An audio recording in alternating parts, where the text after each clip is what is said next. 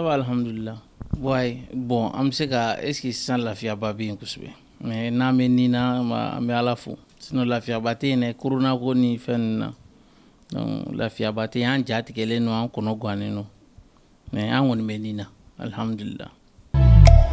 Bon tɔgɔ yɛrɛ yɛrɛ kun man jan André Keita mais bɛɛ bɛ n wele Mariaden dɔw b'a fɔ King Keji dɔw b'a fɔ Warafaga Jakuma dɔw b'a fɔ Jakuma de Maria a ka ca n tɔgɔ ka ca mais n tɔgɔ yɛrɛ kun man jan André Keita. Bon n ye étude kɛ États-Unis mais ma tila n bolila ka na musique ko la mais n ka plan ye dans l'avenir ka segin ka taa kalan tɔ laban voilà sinon n ye étude kɛ bon n ye bamanankan kalan de kɛ n yɛrɛ ba ka école la école Ciwara depuis première année fo 9e mais o kɔfɛ n ka lycée ko ɲagamina dɔɔni parce que n kun bɛ n kunkolo digi n taara yɔrɔ yɔrɔ u b'a fɔ ko non tɛ passé bon o histoire ka jan sinon n ye étude dɔ kɛ n ma tila n bɛ fɛ ka taa tɔ laban n'Ala sɔnna. Bon ne ba baarakɛɲɔgɔn dɔ bɛ yen ale ye tubabu ye tɔgɔ Devi ale dɔgɔkɛ dɔ de bɛ yen Douglas donc ale ye n'an kun tora ne fitinin u tun bɛ to ka ne fitinin da ale ma parce que ne ba taara a ka kalanw fana fan dɔ kɛ o y'a sɔrɔ ne ka dɔgɔ donc a taara ni ne y'a fɛ donc n'an kun taara infirmerie ninnu na ne tɔgɔ fɔli de bɛ gɛlɛya tubabu bolo quoi parce que comme lycée de bɛ yen u bɛ na den bɛɛ bɛ wele a tɔgɔ la donc den ni mɔgɔ min don a n'o bɛ na bon chaque fois n'an taara yɔrɔ yɔrɔ kumanjan fɔli de bɛ gɛlɛya tubabu bolo donc ale ko comme ale fana tubabu ye ale ko bon k'ale bɛna tɔgɔ dɔ da min bɛ nɔgɔya ko ka ne tɔgɔ kɛ KJ quoi KJ comme ne tɔgɔ Kuma donc ka K kɛ Kuma ye ka J kɛ Jan ye donc anglais la KJ mais katigaw y'a yɛlɛma ka kɛ KJ donc KJ in yɛrɛ ja parce que i min b'o laban na an bɛ se ka irimu ni fɛnw bɛ se ka kɛ n'o ye quoi voilà tɔgɔ nana ten tɔgɔ dara États-Unis de. Bon ne bɛ se k'a fɔ ne donna musique la 2005 bon avant ça n kun bɛ musique ko kɔnɔ mais k'a fɔ ko n yɛrɛ bɛ n yɛrɛ considérer comme musicien o kun tɛ an bɛ se k'a fɔ ne y'a daminɛ 2005 voilà n yɛrɛ ka kɔrɔbaya ka kodɔn k'a fɔ ko n ka n sigi ka fɛn dɔ enregistrer o kɛra 2005 bon ne t'a dɔn min na mɔgɔw b'a fɔ tuma bɛɛ ko mɔgɔw bɛ nin ɲininkali kɛ tuma bɛɛ k'a k'i b'a fɔ ko guerre de bɛ an ni ɲɔgɔn cɛ o tɛ kɛlɛ min don a bɛ se ka kɛ an ye kɛlɛw kɛ denmisɛnninya la mais k'u bɛ se yɔrɔ dɔ ma mɔgɔw ka faamuyali bɛ janya ɲɔgɔn na aw ka faamuyaliw tɛ kɛ kelen ye aw ka objectifs tɛ kɛ kelen ye bon o bɛ na ni mɔgɔw bɛ taaliw dan na mais k'a fɔ ko kɛlɛ de bɛ yen kɛlɛ tɛ yen hali sisan an bɛ taa ɲɔgɔn ka so an bɛ activités kɛ parce que an bɛɛ ye sigiɲɔgɔnma de donc hali ni o artistes yɛrɛ don artistes tɛ o familles bɛ ɲɔgɔn dɔn an faw bɛ ɲɔgɔn dɔn an baw bɛ ɲɔgɔn dɔn an kɔrɔkɛw yalala hali bi an kɔrɔkɛw bɛ sigi ɲɔgɔn ka daw la hali sini donc ne tɛ se k'a fɔ k'o ye kɛlɛ ye quoi o tɛ kɛlɛ ye quoi peut-être an bɛɛ de farala dɔrɔn bɛɛ taara i ka fan fɛ c'est tout sinon kɛlɛ tɛ yen. Bon n bɛ ka album min préparer sisan o bɛ kɛ album filanan ye mais album fɔlɔ n bɛ se k'a fɔ n ye n yɛrɛ ka dɔnkiliw dɔw de fara ɲɔgɔn kan pour que n ka se k'u enregistrer droit d'auteur la donc ka titre kɛ album na ka taa déposer mais ni kɔni n ka wuli k'a fɔ ko n ye album préparer k'a préparer yɛrɛ o ye nin o ye album min bɛ nalen sisan n'o sorti o ye 1er avril ye mais nin kow nana don a senkɔrɔ confinement kow ni couvre-feu kow an obligera concerts annulera album sorties annulera donc an bɛ dugawu de kɛ ni nin ko ninnu tɛmɛna tuma min an bɛ sɔrɔ ka date de sortie di. Bon dɔnkilida kɔnɔna gɛlɛya tɛ ban don o don gɛlɛya dɔ de don a bɛ k'i kɔnɔ k'i ye dɔ ɲɛnabɔ mais kɔfɛ tugun ko wɛrɛw bɛ tila ka na depuis mɔgɔ yɛrɛ i bɛ tɔgɔ sɔrɔ i bɛ succès sɔrɔ i ni gɛlɛya de bɛ ɲɔgɔn na mɔgɔw kɔni bɛ n'e bɔra jama bɛ kule mobili baw b'i bolo mɔgɔw bɛ kule musomaninw bɛ girin denmisɛnninw bɛ girin bon mɔgɔw caman bɛ ɲɛbɔ i fɛ mais dɔnkilidala yɛrɛ ka vie yɛrɛ i b'i ka vie bɛɛ kɛ i bɛ gɛlɛya in dɔrɔn de kɔnɔ hali ni ye miliyari sɔrɔ dɔnkilida la i bɛ to gɛlɛya kɔnɔ hali bi parce que an ka art de compétition de don a tɛ ban ne mana se niveau dɔ ma cogo o cogo dɔ mana wuli k'a essayer k'a bɛ ne concurrencer ou bien dɔ bɛna tɛmɛ ne na i bɛ wuli i bɛ baara de kɛ don o don i bɛ don gɛlɛyaw de kɔnɔ bon an ka ko mɔgɔw tɛ artistes fɛnɛ ka vie faamu maliyɛn yɛrɛ tɛ artiste faamu parce que dɔw bɛ se ka ne ye sisan kɛnɛ ma a b'a sɔrɔ n tɛ humeur duman na peut-être ko dɔ bɛ n kan o dusukasi bɛ n kan bon olu bɛ ye u bɛ girin ka da i kan i t'olu kunbɛn ka ɲa mɔgɔw bɛ se ka t'o bɛɛ yɛlɛma k'a fɔ ko wala anw de ye nin dɛmɛ yan i ka faniw de y'i kɛ star ye mais sisan i kɛlen star ye i bɛ ka yada anw ma i b'anw lamaloya i b'anw humilier bon gɛlɛya tɛ ban dɔnkilidala yɛrɛ ka diɲɛlatigɛ la don o don gɛlɛya bɛ a hɛrɛma yɔrɔ bɛ yen mais gɛlɛya de don don o don parce que liti de don quoi don o don i bɛ liti de la. Bon dɔnkili opportunité min se ma o ye ni mɔgɔ caman ye ɲɔgɔn dɔn dɔnkili sababu la ni mɔgɔ caman ye ɲɔgɔn dɔn olu bɛ se ka hali ko wɛrɛ ɲɛnabɔ n ye min tɛ hali dɔnkilida sira ye o mɔgɔw bɛ yen n kɔrɔkɛ jatew minnu ka denbayaw b'an lamɛn u ka denmisɛnninw b'an lamɛn an ka ko diyar'u ye donc o fana bɛɛ bɛ na ni relation dɔ ye hali ni anw fana kɔrɔla don n'a nata i b'a dɔn k'a fɔ lien dɔ b'i ni dɔ cɛ donc o y'a jama yɔrɔ dɔ ye ani fana i yɛrɛ k'a dɔn k'i ka di mɔgɔw ye o fana o feeling i t'a dɔn i yɛrɛ b'a lo ɲɛfɔ cogo min n'i ka di mɔgɔw ye dɔw b'i ye sisan dɔrɔn olu yɛrɛ tɛ da la yɛrɛ k'i b'olu ɲɛkɔrɔ i bɛ k'olu bolo i b'a fɔ jinɛ mɔgɔ suguya dɔ quoi mais i bɛ taa sɔrɔ artiste yɛrɛ bolo au fond i yɛrɛ bolo i t'o bɛɛ bɔ quoi mais mɔgɔ dɔw kɛlen k'i ye comme jinɛ de quoi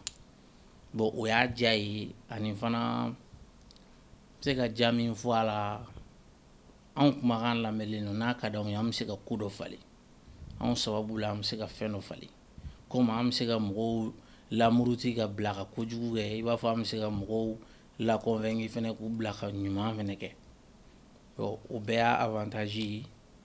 i yɛrɛ somɔgɔw fɛnɛ b'u waso n'i ye i kɔrɔkɛw terikɛw nin y'anw dɔgɔninw de ye u wolola anw ɲɛna u ye fɛn bɛɛ k'anw ɲɛna ni dɔgɔnin de ye nin ye donc olu fɛnɛ le fait que olu fɛnɛ ni e bɛ ɲɔgɔn dɔn depuis nin si tɛ o bɛɛ fɛnɛ olu ka fierté o y'a diya dɔ ye. Bon a bɛna o tigiw bagara ne ma de parce que mɔgɔw bɛ an ka nin industrie in kɔnɔ olu bɛ waso ka tɛmɛ ne kan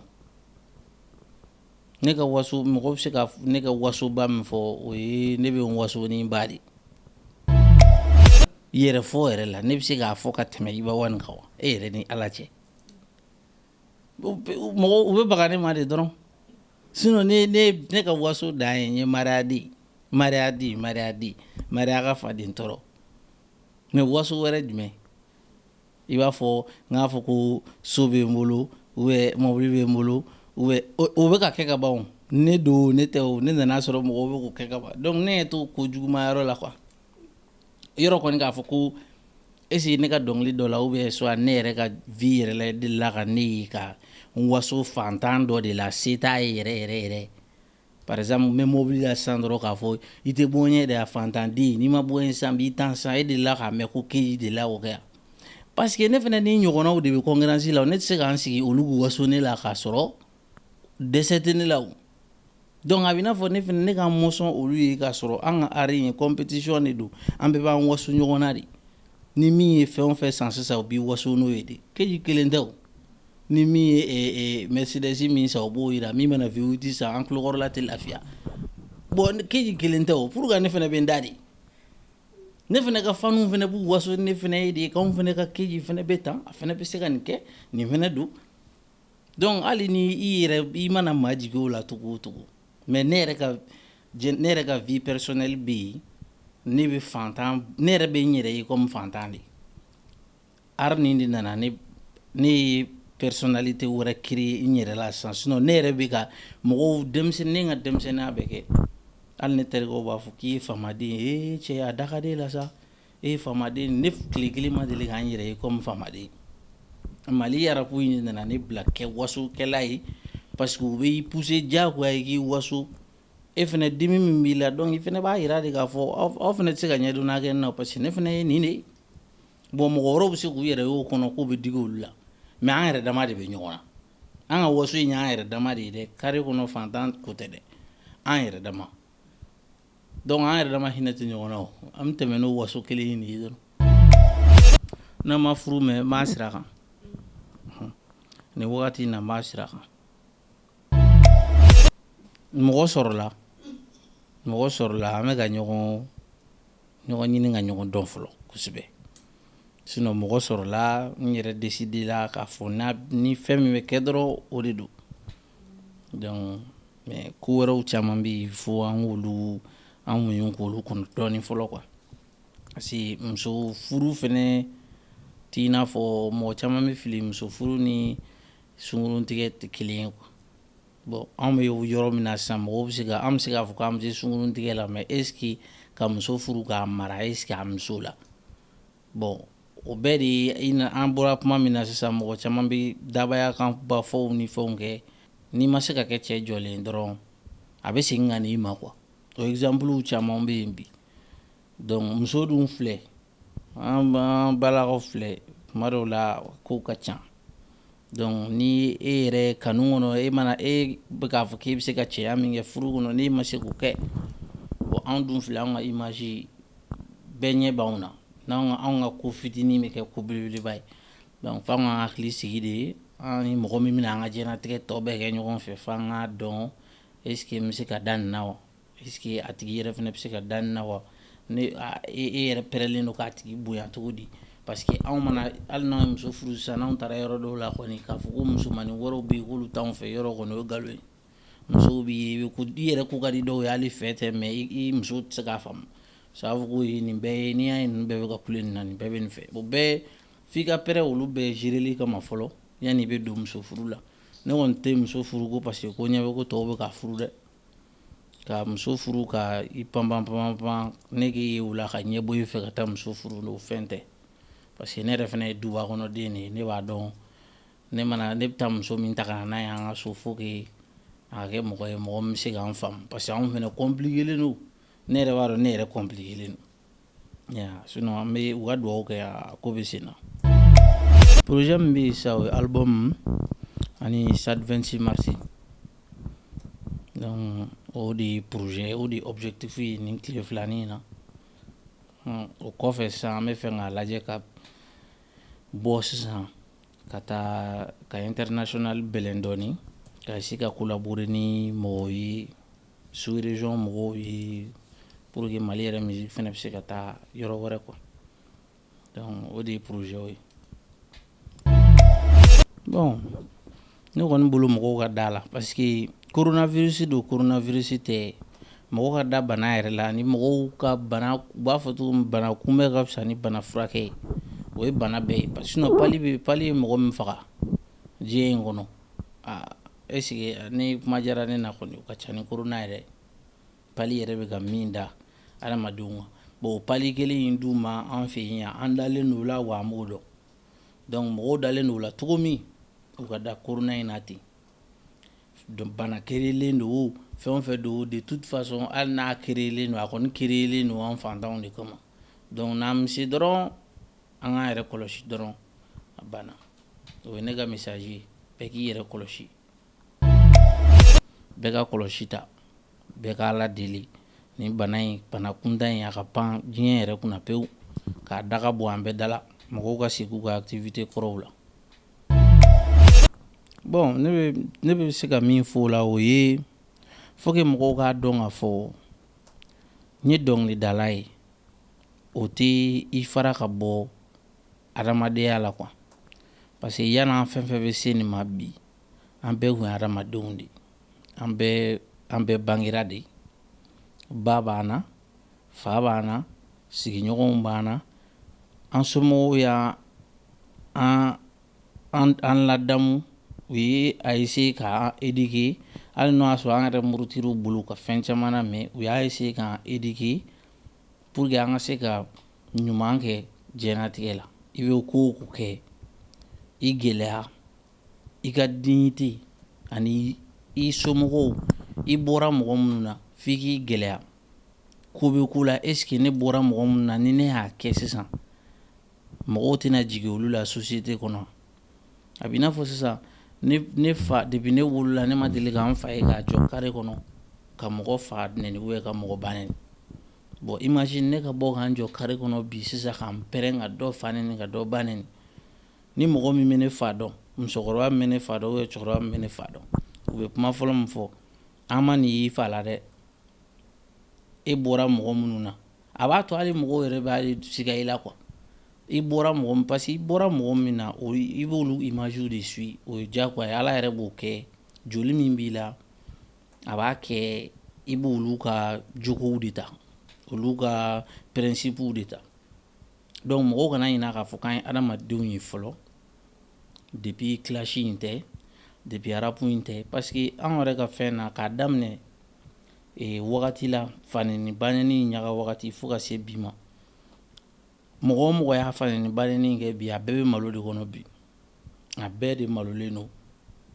ni hali ni miliyari b'i kun i malolen don parce que i delila ka fɛn dɔ fɔ k'i t'o kɛ i bɛ k'o kɛ bi i delila k'a fɔ k'i ni dɔ tɛ jɛ fo ka t'i sa ni dɔ jɛra n tɛ nin ye ni dɔ jɛra n bɛ yɛrɛ faga olu bɛ ka jɛ bi donc ni bɛɛ kun sera k'i sigi k'i miiri k'a fɔ ko nin donni bɛ se mɔgɔw kun tɛ ɲɔgɔn dɔgɔya fo ka don ɲɔgɔn ka so kɔnɔnaw la quoi an duguma mɔgɔw ye parce que an ka génération kɔni ne ka espoir foyi t'o kan bilen o tiɲɛna parce que anw ta bɛɛ anw kɔnɔna falen don ɲɛngoya ni juguya ni hasidiya de la mais minnu bɛ ka wuli ka na anw dugumala la kɔni u k'a faamu k'a fɔ c'est à dire mɔgɔ kɛlɛ in tɛna foyi de ɲɛ quoi i kan ka kɛ fɛn o fɛn i kan ka fɛn o fɛn sɔrɔ kana to mɔgɔw k'i nɛgɛn ka dusu don i kɔnɔ k'a fɔ k'i ka t'i ɲɔgɔnna dɔ kɛlɛ ou bien k'a essayer k'i ɲɔgɔnna dɔ détruire or que ala kɛlen don ka fɛn min da i bɔgɔ la ka ban a tigi ye kɛlɛ o a m'e kɛlɛ o e y'a kɛlɛ o e m'a kɛlɛ o ala ye min da e bɔgɔ la o bɛ kɛ quoi mɔgɔ si se t'o la donc ne ka conseil ye min ye ka fɔ dɔrɔn u ka anw fɛnɛ an ye fili minnu sɔrɔ u k'o fili ninnu ta sisan k'u sigi k'olu u miiri k'a dɔn k'a fɔ an ye nin fɛn fɛn kɛ a m'an se yɔrɔ si ni maloya tɛ donc u k'u gɛlɛya u kana don o fili kelenw kɔnɔ n'u fɛn fɛn ni fɛn bɛ se ka jɛ ka kɛ jɛkuluba kelen bɛɛ ka jɛ bɛɛ ka ɲɔgɔn dɛmɛ o de ka ɲi denmisɛnnin minnu wulitɔ don bɛɛ ka fara ɲɔgɔn kan sini si kana kɛlɛ concurrence bɛ yen dɛ ko bɛɛ la cɛya la concurrence bɛ yen mais an k'a bila an kunna k'an bɛ ka baara kɛ jamana ye quoi mɔgɔ si kana baara k'i yɛrɛ kelen bɛɛ ka fara ɲɔgɔn kan ka kɛ fɛnba kelen parce que hali ni y'an ka mɔgɔkɔrɔba dɔw bɛ yen Umu Sangare ninnu ni Salifu Keyita ninnu sen tɛ anw ka kow la kosɛbɛ parce que u yɛrɛ siranna u y'a ye anw yɛrɛ bɛ togoya min na bon est ce que n'i nana ɲagami denmisɛnninw na sisan u bɛna bonya wa u tɛna bonya wa u ka dɔgɔyama bɛ se ma o ka dɔgɔyama tɛ se ma faut que anw ka image dɔ de yira k'a fɔ ko sagesse b'anw na kunkolo b'anw na adamadenya sira taabolo ɲuman anw b'o dɔn min ni an bɛ ka taa ɲɛbɔ mɔgɔ minnu fɛ parce que clash ye américain ka tradition de donc olu ka vie n'anw ka vie tɛ kelen i t'a sɔrɔ rappeur dɔ bɛ yen a b'a ka vie bɛɛ kɛ a t'a fa dɔn a m'a fa ye donc o tigilamɔgɔ ni anw minnu n'an faw wolola ɲɔgɔn kan du kelen kɔnɔ an bɛɛ bɛ dumuni kɛ tasa kelen kɔnɔ o tigi danbe n'anw danbe tɛ se ka kɛ kelen ye fo ka diɲɛ wuli donc an k'an yɛrɛ dege mɔgɔ bonya la an ka mɔgɔkɔrɔbaw bonya et puis an k'an yɛrɛ fana bonya parce que rappeur tɛ mɔgɔ tiɲɛ star tɛ mɔgɔ tiɲɛ star i bɛ sa i wolola cogo min i bɛ sa donc n'i b'o dɔn ka ban dɔrɔn a essayer i ka ɲuman kɛ i ka temps nin kɔnɔna la quoi donc o de ye ne ka conseil ye ka fɔ bɛɛ ye ye c'est Kinkeje ke Marade ke Fadentɔrɔ ke Warafagajapuma donc ni ne tun bɛ ne fɛ ka fɔ fanu ye maliyɛnw ye bɛɛ ye donc Mali kunnafoni an bɛ ɲɔgɔn bolo an ka ɲɔgɔn kunnafoni